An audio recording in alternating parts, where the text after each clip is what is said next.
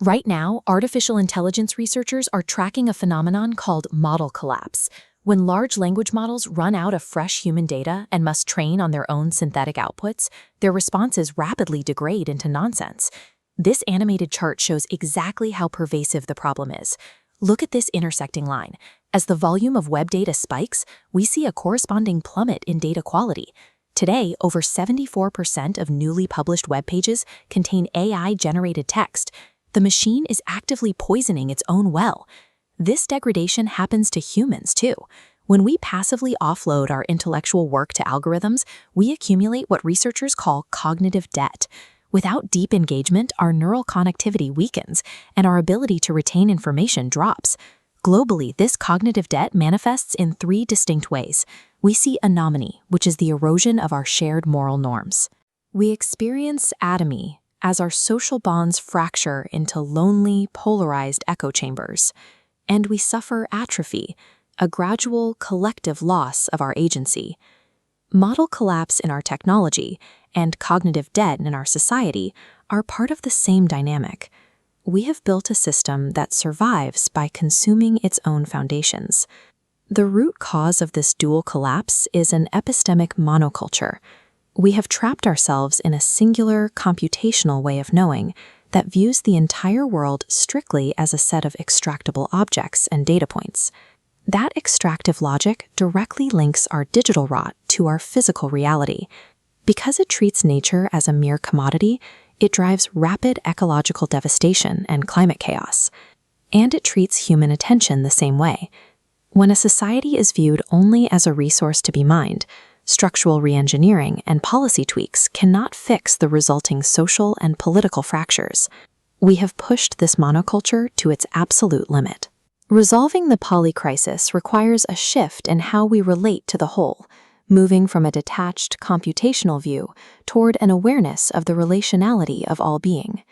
Roughly 2,500 years ago, humanity navigated a similar scale of collapse. Bronze Age civilizations were falling, empires were disintegrating, and waves of warfare were destroying the old mythic orders. With their immediate circumstances in ruins, people were forced to step back and ask entirely new questions. What does it mean to be human? How should we live? What is our place in the cosmos? Within a few centuries, and largely in parallel, several of the world's enduring wisdom traditions emerged as a response. Thinkers like Confucius, Laozi, and the Buddha began investigating ethics, harmony, and the nature of consciousness. Philosopher Karl Jaspers named this period the First Axial Age. Its defining innovation was the discovery of individual interiority. For the first time, humans developed the capacity to turn inward, self-reflect, and articulate universal moral principles. In the West, figures like Socrates, Plato, and Aristotle contributed to this shift by systematically breaking down reality, creating a rigorous inquiry into knowledge and ethics. This inward turn gave humans the cognitive tools to rebuild civilization, but it carried an unintended cost.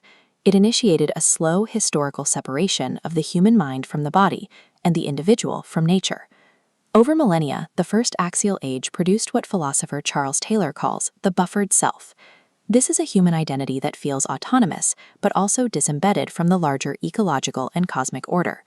Operating from inside that disconnected bubble, humanity built industrial modernity. We engineered an economic system that thrives on extracting value from everything outside the self. Artificial intelligence is the ultimate mechanized reflection of this worldview. It is pure pattern recognition, devoid of interiority. It calculates without presence, treating all of human history and knowledge as raw material. We are currently trapped in the unfinished business of the First Axial Age. We are wielding planetary-scale technologies, but we are steering them with an isolated, disconnected consciousness. The scale of today's overlapping global crises is forcing a second axial age. But this time, cultivating individual interiority is not enough to address challenges that are inherently global and systemic. To coordinate a response to planetary threats, we must evolve into a state of collective interiority. This involves re-embedding the individual back into the interdependence of community and nature. Moving beyond artificial intelligence, we develop organic intelligence, acknowledging the shared living perspectives within the Earth system. Ultimately, this leads to source intelligence, a meta-awareness where humanity is not a detached observer, but an active participant in an inseparable living system. Integrating these three forms of intelligence allows us to address the root of the epistemic monoculture. It enables a transition from an intelligence that only identifies patterns to one that is present and connected to its source. Actualizing this shift means building new civic infrastructures, institutions whose explicit purpose is to cultivate a healthy social soil. We know regenerative, community-embedded learning works. In the 1930s, the Highlander Folk School gathered ordinary people to learn and act together.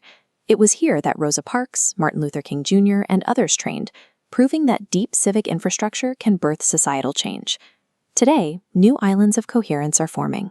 We see this in the rise of citizens' assemblies, where ordinary people gather in structured, deliberative spaces to sense together and build consensus. We see it in the growing demand for data sovereignty and the push for economic systems that refuse to treat human attention and ecological health as extractable commodities. The Polycrisis creates the friction necessary to move our attention away from the loss and toward a new horizon of possibility. By connecting these local pockets of order, we are tilling the social soil for a planetary civilization.